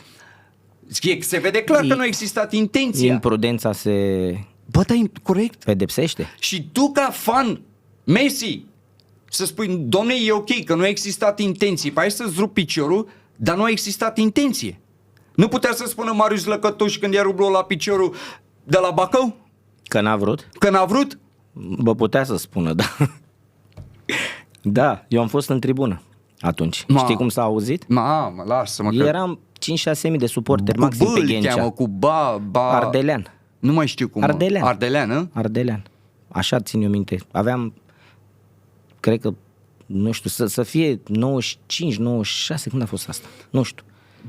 Băi, nene, s-a auzit până în tribună, cum a troznit piciorul. Incredibil. Doamne, prin ce am trecut, mi-a fost mie frică, dar... Aici să nu aici tu ca fan Messi să spui că nu e de roșu. Ok, ce s-o fi discutat în cabina aia VAR acolo? Dar Bă, nu ce s-a- facem acum? nu, Aia zi, ce o lucrurile facem? se Cum o știau. judecăm pe asta? Nu. Era dinainte, bă, nu ia ăsta roșu, poate să dea un cap în gură, nu ia roșu, da? Păi oricum lumea nu se gândește că Auzi, Messi se o poate să ia discuta la roșu. campionatul mondial despre așa ceva? Cineva vine și îți spune dă Messi cu capul, cu genunchiul, nu ia roșu? Tu crezi că se poate așa ceva? Sau a fost o măsură din aia luată pe loc, după ce au văzut, au pus mâinile la ochi, ai văzut cum arată ca pe roboți în cabina aia VAR, cum stau toți Da. mișcați așa? Eu Și altceva îți râsul ăsta? spun. De ce același arbitru care a arbitrat finala dintre Franța și Argentina Așa? a arbitrat din nou meciul ăsta? Ăla e? Da. Skriniar, polonezul. Nu știu, habar Da. nu am.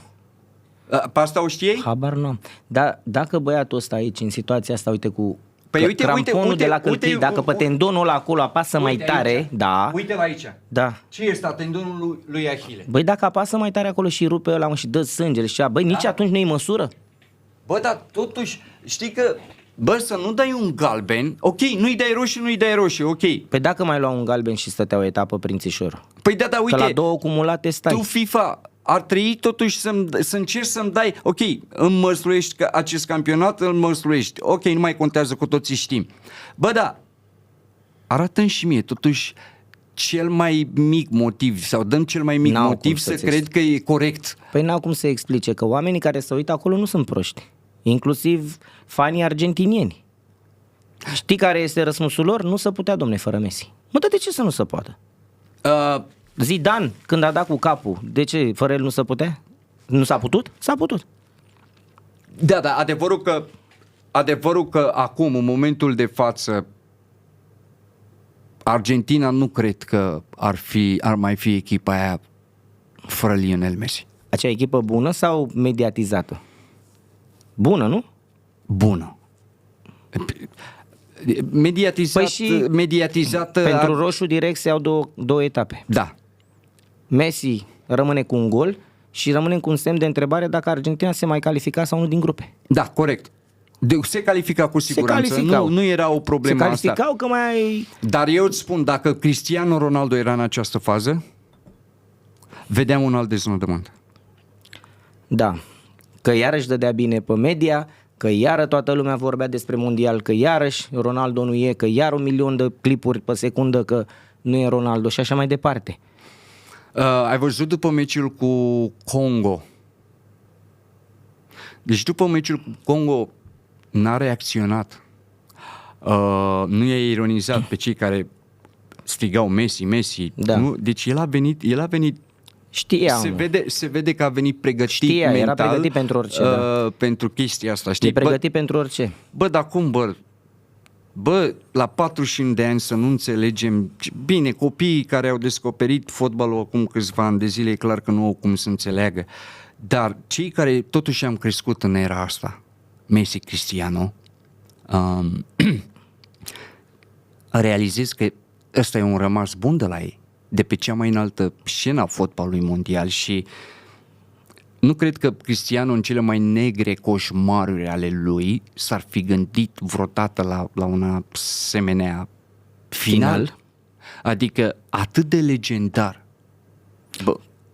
Cu siguranță finalul lui Cristiano Ronaldo nu o să fie acum la acest campionat mondial, ori să-i facă cei de la Real Madrid probabil, sau o să-și organizeze un meci de retragere așa cum merită un superstar ca el, un mare atlet. Cu siguranță acest lucru se va întâmpla, nu? Bă, dar totuși vorbim de un mondial, Doru. Tu zici că iese din scena mare a fotbalului. Din scena mare, da. Probabil că la vârsta asta, 41 de ani, știi că mulți spuneau că e ultimul dans. Nu, ultimul dans pentru cei doi a fost în 2022, ultimul dans. Pentru că, hai să punem pe aia sinceră, nu mai are cum Cristiano să atingă acum niciun nivelul. Păi și atunci, în 2022, nu prea îl băga ăla, antrenorul care era atunci bătrân. Ăla a crezut că a găsit el formula. Nu ai fără Cristiano. Da, nu ai cum. Dacă l-ai pe Cristiano Ronaldo în echipă, n-ai cum să nu ai cum să-l ții pe bară. Da. Și din 90 de minute poți să-mi rateze 80. Dar tot îmi găsește poarta. Dacă este căutat. Că la 41 de ani mulți dintre voi sunteți deziluzionali să credeți că la 41 de ani o să ia el mingea de la mijlocul terenului și o să-ți facă ceea ce face Messi. Nu! Putea să facă asta când juca aripă la Manchester United. Altă vârstă. Da? Da, omul ăsta și-a adaptat jocul. Caută-l cu mingi, încearcă să-ți dai seama că... Să te folosești de Ronaldo la capacitatea lui de acum, nu? La calitățile lui de acum. Uite și în meciul cu Columbia. A fost o fază în care Cristiano Ronaldo s-a descotorosit de adversar cu o piruetă atât de frumoasă și lăsase un spațiu. Vitinha, care a fost făcut omul Champions League, prin viziunea lui, prin pasele lui, putea să-i dea acea pasă, practic el rămânea singur. Nu, el a preferat să întoarcă faza, să o ia iar din nou. Oare pentru că au căutat și Portugalia cel 0-0, să-i ducă de pe traseul ăla cu echipe? Bine, vei acolo să e un ceva... 0-0 care cred că a fost convenabil pentru amândouă. Iarăși acum stând și uitându-mă la partea de tablou, unde Portugalia ar fi putut fi pe partea Argentinei de tablou. Dar aici ar fi dat de echipe... Ar fost pe partea FIFA. Da, exact. Le-a fost frică. Dar eu am simțit că Portugalia nu forțează. Nu-și dorește la maxim. E pe undeva de înțeles. Și totuși să joci cu atât de... Tu crezi că doar oamenii vorbesc despre ce se întâmplă acum cu FIFA? Crezi că fotbaliștii sunt torbi? La nivelul lor de informație, la nivelul lor de... Dar ei nu pot să iasă în față și pot să spun exact, pentru că ar fi penibil. Vedeți-vă, de fotbal, vedeți-vă de la... Să vorbim noi ca nimeni cum ar veni, că asta putem să facem, să palavragim. Dar ăia crezi că sunt torbi, antrenorii ăia, președinții ăia de federații, de pe la alte echipe? Tu crezi că ăia sunt proști? Nu, în niciun caz. Ce naiba? În niciun caz, dar contractele sunt atât de mari încât ei nu pot să îndrăznească nici noi, nici nimeni...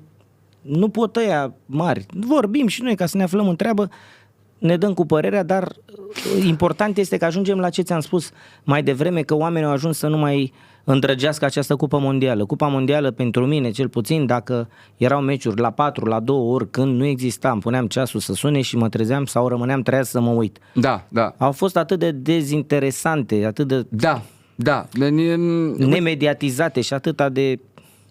Și ce se întâmplă? Uite, ce a mai rămas acum pentru... De ce să mă trezesc să văd Panama cu nu știu cine pe la 4 dimineața acum pe bune? Da, nu, n-ai cum. E strașnic, ca și nivel fotbalistic e foarte slab. E foarte slab. Ce-mi doresc să văd pentru restul Cupei Mondiale? Băi, indiferent de ce face Portugalia la acest turneu, bă, nu vreau să-l văd pe Cristiano Ronaldo plângând din nou. Băi, și o să plângă și dacă câștigă și dacă pierde.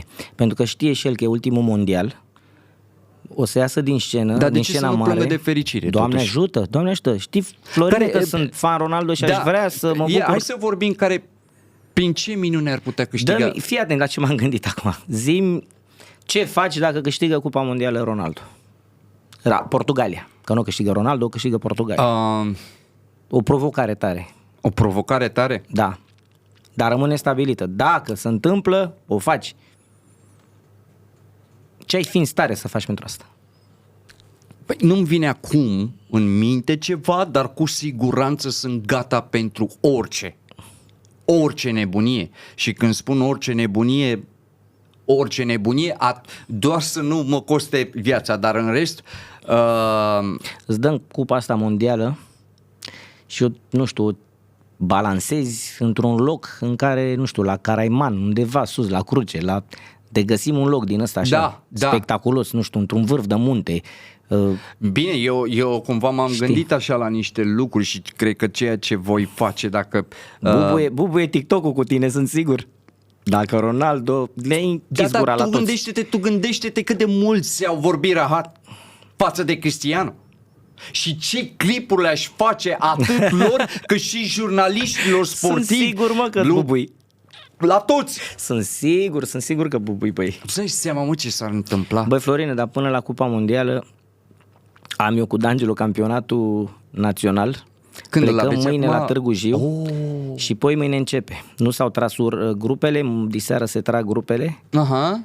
Da. Ce căutați de la acest campionat? Pe anul trecut am ieșit cred că n-ai venit la meci, că erai plecat din București, erai la festival. Da. Am ieșit în sferturi cu Nova Vita, cu dubla câștigătoare a campionatului în ultimii 2 ani, la loviturile de la 7 metri. A fost dramatic. Am sperat mult în evoluția de atunci, în echipa pe care o aveam și acum am o echipă la fel de bună. Și nu știu, ne ducem tot așa după semifinale, zic eu așa, sferturi, semifinale. Nu vreau să pun și eu clipul după ce... Uite, vezi joacă. Tu, aici mi-ai pus mie întrebări până acum, dar aici eu aș vrea să te întreb, pentru că iarăși foarte mulți oameni nu știu că tu deții D'Angelo și te ocupi de D'Angelo și așa mai departe. Voi nu aveți acolo sponsor, nu aveți... ne ajută niște oameni, Vă ajută niște oameni, dar totuși în echipă ai oameni care au familii. Da. Oameni care au joburi, care au lucruri de făcut și cu toate astea ei reușesc să vină și să facă și deplasări, să mai câștige și rezultate. Nu știu cum reușești tu să-i motivezi pe acei jucători.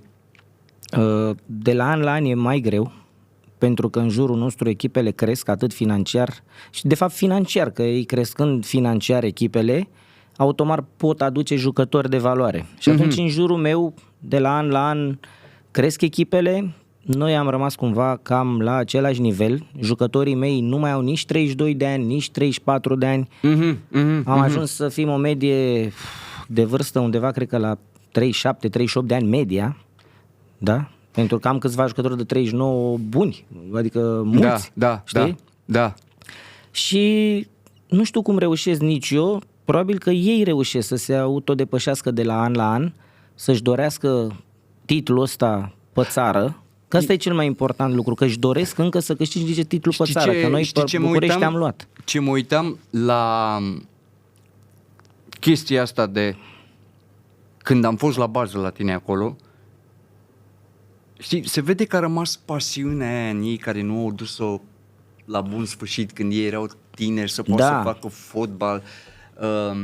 Dar totuși de unul singur acolo, că tu totuși plătești și tu niște salarii, plătești bază, plătești... Nu neapărat salarii la jucători, nu, noi mai sunt prime, sunt prime la meciuri. Păi că de asta mă gândesc cum reușești să motivezi niște jucători jucători care au 37, 38, 39 de ani cu familii și că tot vin și tot au rezultate. Da, sunt niște bani la mijloc, dar nu așa cum crede lumea, adică cu salarii și cu... Crezi că se poate dezvolta la noi chestia asta pe viitor cu mini-fotbalul și cu... Probabil când va fi o ligă profesionistă și la noi... Nu există o ligă profesionistă, nu? Nu, există doar federația.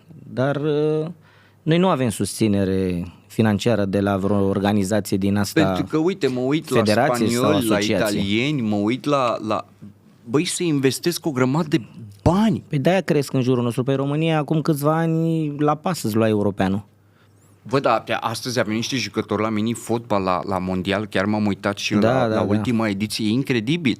Incredibil ce, sunt buni băieții, ce față fac și băieții. în afară de ei, crede-mă pe cuvânt că sunt în fenomen și spun, mai facem 2-3 naționale bune. În afară de ce ai văzut-o acolo. Bă, și totuși nu sunt atât de mediatizați. Păi nu sunt, n-ai văzut că de-abia îi dau pe la televizor. Cu cine a jucat? A jucat cu Uzbekistan, când? A jucat cu kazacii. Kazakhstan. Cu Kazakhstan, așa. Kazakhstan. Tu ai văzut ce le-au oferit ea la jucători? Da. Nu, asta ce știi tu e de finala de la campionatul mondial pierdut de Azerbaijan. Azerbaijan era? Azerii, da. Au avut un apartament și o sumă, parcă 10.000 de euro. Și românii au venit acasă cu 500 de euro, dacă nu mă știu, sau 1000, poate să nu vorbesc prostii. Am prieteni din echipă de la mine care a participat, dar nu mai țin minte să spun.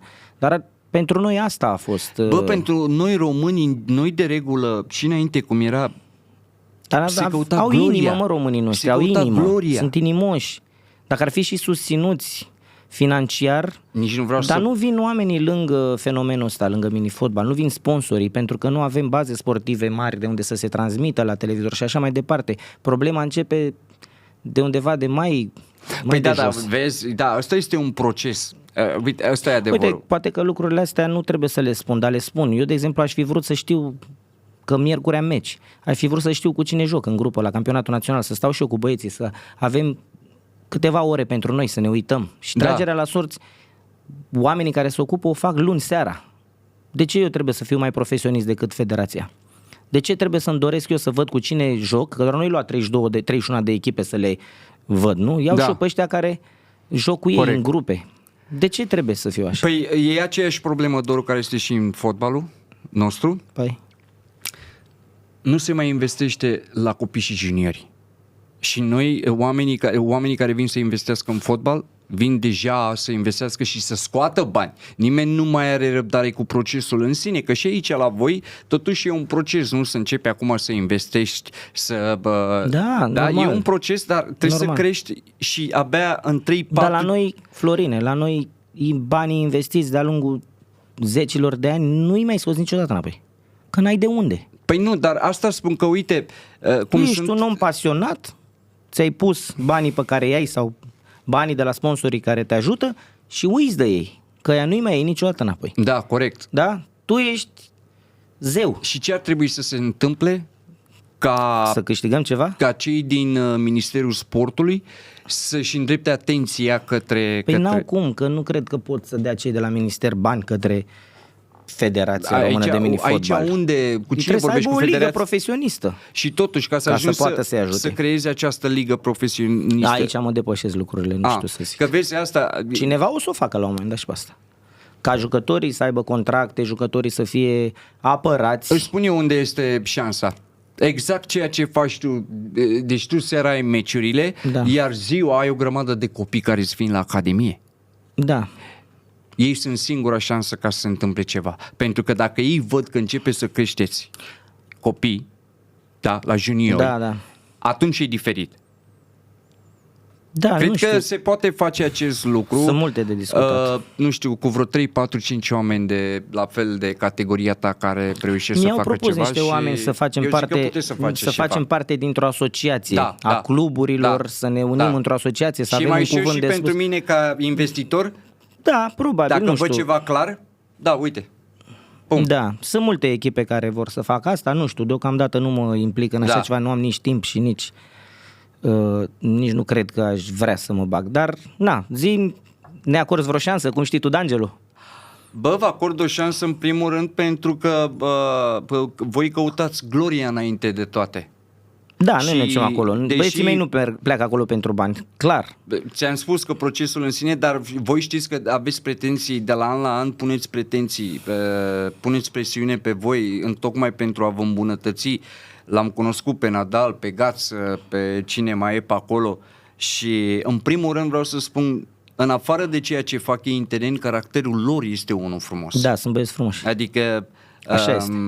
și cred că asta de fapt te-a ajutat cumva să, nu? Asta ne-a ajutat, cum e și Kids, cum e Lole, cum sunt Vioară și Terente și toți băieții care sunt de ani de zile la mine. Asta și Chiru. Ne-a ajutat pe noi să fim întotdeauna o bază de 6-7 și de acolo am tot luat și au mai venit lângă noi, știi? Păi de-aia cred că, E uite, important să ai jucători de 7-8 ani. Da, în ultimul timp chiar ai făcut zgomot în liga asta și mi-aduc aminte când am vorbit noi prima oară, nu... Dar tu veneai la meciuri la noi de când nici nu eram campioni, era numai locul 2, numai 3. Da. Țin minte că ieșiseră locul 3, ceva de acum vreo 2 ani de zile, dacă nu mă înșel. Da, cu 3 sezoane, da, așa este, Da? cu 2 sezoane. Bă, și uite, Doru, că totuși Următorul an am luat tot, cupă, campionat, supercupă. ai făcut zgomot și cred că, uite, e ăsta de la Victory pe cap, nu știu cum îl cheamă, în sfârșit, Și băiatul care are victorii sau ce? da, Dragoș. Dragoș. Nu i-a fost ușor, cred că nici lui Dragoș, atâția ani de zile să stai acolo, exact cum te văd pe tine acum, nu? De atâția ani de zile, de cât timp, nu contează, nu sunt salarii mari, bă, dar totuși e o investiție atâția ani de zile să... A, normal. Da, E pasiune, Florin, e Da, pasiune. nu-i mai recuperezi banii și nu-i mai recuperezi în viața nu, ta. când Adică, te duci cu ei acolo nu te gândești că e mai da, recuperezi, e și pasiune. oamenii nu știu, poate ai și tu o familie, poate ai și tu alte treburi și unde îți trebuiesc bani și cu toate astea tu arunci niște bani din buzunarul tău știind cine mai face astăzi lucrul ăsta. Da, sunt mulți, toți pasionații ăștia de minifotbal. Toți îl fac, pentru că niciunul nu primește nimic. Niciodată poți să câștigi tu și Champions League. La noi, dacă la minifotbal te califici să mergi la Champions League, trebuie să ai bani, nu primești bani. Deci, noi suntem amatori, Florin. Un amatorism așa prin acte. Da. Dar multe echipe sunt mai organizate decât echipele de Liga 3. Eu sunt sigur că puteți face mare zgomot în ceva timp și vă puteți ridica la nivelul celor de la Victory Cup. Pe mine mă bucură să văd concurență în sensul bun al cuvântului, pentru că sunt sigur că nici lui Dragoș nu i-a fost ușor și cred că a băgat mâna adânc în buzunar ca să ajungă la nivelul ăsta. Știi ce vreau în final, dacă ești și tu de acord? Să-mi iei cupa asta mondială, să o balancezi și să-mi spui, în timp, să nu-ți cadă de pe cap, până îmi spui 5 calități extraordinare a lui Cristiano Ronaldo. Damn, let's go! Da, undeva acolo să se vadă la cameră, e bine aici, pe aici, pe undeva? Deci, Florine, 5 calități. 5 calități de a lui Cristiano Ronaldo, balansând cupa mondială. Asta e a 6-a calitate. Hai să vedem. Haide. Deci 5 calități Cristiano Ronaldo. Da. În timp ce balancez asta. Obrigado, Deus. Obrigado. Este para vosotros aspicion. Dați-vă, domne, iartă-mă. Uite, hai să punem așa, mai aproape de rege. Regele meu, ține ăsta așa. Uitați-vă, mă, cum i-ar sta, Cum i-ar sta, bă? Cum își pune el asta aici, știi, pe umăr. Și pleacă cu ea, Michael Jackson. Bun.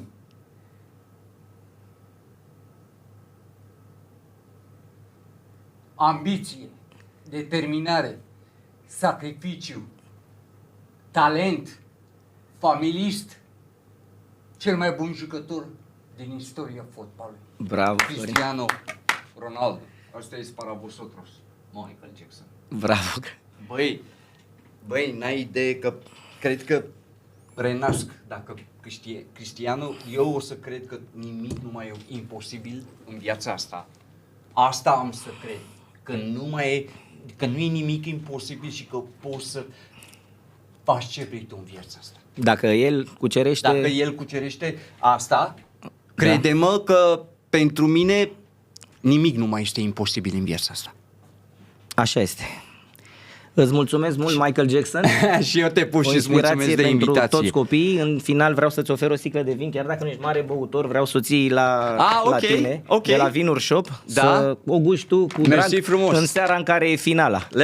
Da, bravo. Da? Bravo. Atunci trebuie să consumi alcool de fericire. Da, chiar dacă... Vreau să-ți mulțumesc mult, chiar am avut o discuție senzațională cu tine, mi-a plăcut mult, chiar m-ai făcut la început să și Păi da, sunt plâng. diferit față După de aia, când am vorbit de Cristiano Ronaldo, mi-ai trezit niște sentimente puternice. Și totuși am zis să nu fiu atât de pentru vehement. că eu de regulă sunt mult mai vehement la adresa celor care se iau de Cristi. Da, dar am zis, nu pot să-i fac ca aici omului la podcast, chiar dacă nu știu vă mai că... luați de răgălie, că îl mai chem o dată după ce ia mondialul Ronaldo și vă face pilaf. Păi aici. nu, că dacă regele ia mondialul, nu vrei să știi că podcastul ăsta sare în aer. Vii cu mine și îl prezentăm amândoi, da? Așa rămâne? Așa facem. Gata, îți mulțumesc mult de tot. Și vreau să le invitație. mulțumesc în finalul ediției celor de la Vinuri Shop, băieților de la Ebi Fish, ferma piscicolă și prietenului meu de la Service Auto Geniali.